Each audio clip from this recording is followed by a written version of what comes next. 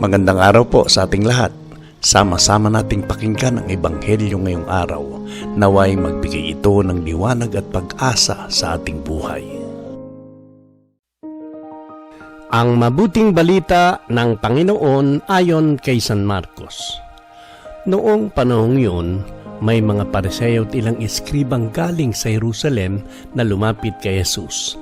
Nakita nila na ang ilan sa mga alagad ni Jesus ay kumain ng hindi muna naguhugas ng kamay sa paraang naaayon sa turong minana nila.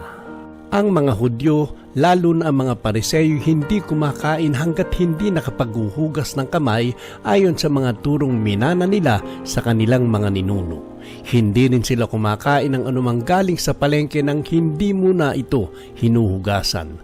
At marami pang ibang minanang turo ang kanilang sinusunod, tulad ng tanging paraan ng paghuhugas ng mga inuman, ng mga saro, ng mga sisid ng tanso at mga higaan. Kaya't tinanong si Jesus ng mga Pariseo at mga eskriba, bakit hindi sumusunod ang mga alagad mo sa mga turo ng ating mga ninuno? Kumain sila nang hindi man lamang naghugas ng kamay ayon sa paraang iniuutos. Sinagot sila ni Jesus, tama ang hula ni Isaías tungkol sa inyo, mapagpaimbabaw nga kayo, gaya ng kanyang isinulat. Paggalang na handog sa akin ng bayan ko'y paimbabaw lamang, sapagkat sa bibig at hindi sa puso ito bumubukal. Papurit pagsambang ginagawa nila'y walang kabuluhan, ang utos ng tao ay itinuturong utos ng may kapal. Niwawalang kabuluhan nga ninyo ang utos ng Diyos at ang sinusunod ninyo ang turo ng tao. Sinabi pa ni Jesus, kay husay ng paraan ninyo sa pagpapawalang bisa sa utos ng Diyos, masunod lamang ninyo ang mga turong minana ninyo. Tulad nito, iniutos ni Moises, igalang mo ang iyong ama't ina, at ang magsalita ng masama sa kanyang ama't ina ay dapat mamatay. Ngunit itinuturo ninyo kapag sinabi ng isang tao sa kanyang ama o ina, ang anumang maitutulong ko sa inyo ay kurban. Alalaong bagay, inihakain ko ito sa Diyos. Hindi na ninyo siya pinahihintulutang tumulong sa kanyang ama o ina. Sa ganitong paraay, niwawalang kabuluhan ninyo ang salita ng Diyos sa pamamagitan ng mga turong minana ninyo, at marami pang bagay na tulad nito ang ginagawa ninyo. Ang mabuting balita ng Panginoon. Mapagpalang araw ng Martes po sa ating lahat. Sa ating mabuting balita, mariing tinuligsa ni Jesus ang mga Pariseo at mga eskriba dahil sa kanilang pagiging panlabas, malinis anyo, ngunit malayo ang puso sa Diyos. Mahigpit nilang sinusunod ang mga tradisyon ng tao, subalit napapabayaan ang tunay na utos ng Diyos. Tinawag ni Jesus ang ganitong pamumuhay na pagkukunwari. Mga labi ang pumuputi, ngunit ang puso ay hindi nakikiisa. Isang salamin ito ng ating pang-araw-araw na buhay.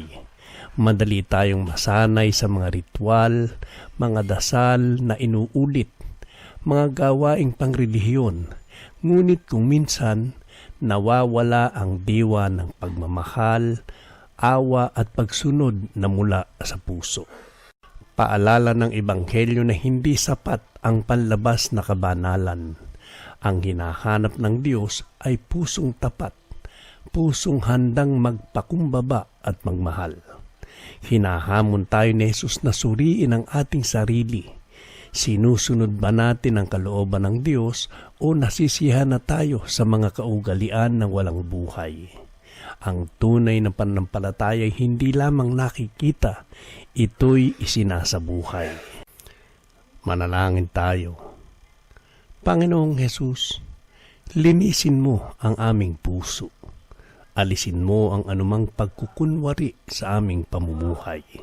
At turuan mo kaming sumunod hindi lamang sa panlabas na anyo, kundi sa diwa ng iyong mga utos.